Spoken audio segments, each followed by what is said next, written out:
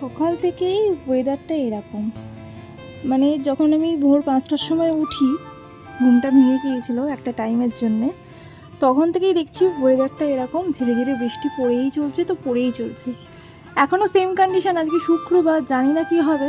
জামা কাপড় তো কাচতে পারবো না, বাদবাকি সবটাই হবে, শুধু জামা কাপড়টা স্কিপ করতে হবে আজকের দিনের জন্য। এবার আজকে খুব সাধারণ কিছু রান্না করব, সেরকম এক্সপেন্সিভ বিরিয়ানি, ফ্রাইড রাইস কিছুই করব না। যেহেতু আজকে বাড়িতে আমার শাশুড়িও নেই, বিশ্বজিৎও নেই, শ্বশুর তো বাজার দিয়ে চলে গেলেন, আর ওরা দুজন মিলে গিয়েছে, মানে আমার শাশুড়ির ডক্টরের অ্যাপয়েন্টমেন্ট ছিল আজকে শুক্রবার, তাই তো শুক্রবারে কি হয় আমাদের একটা প্লাস পয়েন্ট, যে শুক্রবার করে যখন ডক্টর পড়ে আমারও সুবিধা হয়, বিশ্বজিতেরও সুবিধা হয়, যেহেতু আমাদের দুজনেরই শুক্রবার করে ছুটি থাকে। আর অন্যদিন পড়লে প্রবলেমটা কীরকম হয়, প্রবলেমটা আমাদের যেহেতু ডক্টর থাকে, ওই একটা টেনশন থাকে যে ডক্টর রয়েছে, কী করে কী হবে। আমার বিশ্বজিতে দুজন দু সাইড দিই, জানি না কতটা আসছে ক্যামেরায়, কিন্তু আমি জুম করেছি অনেকটা, তারপরেও কেন জানি না অন্ধকার আসছে, আমার কপাল খারাপ।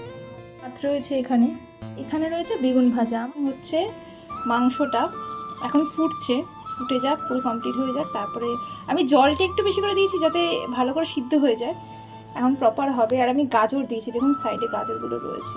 আটা রয়েছে লোটে মাছ,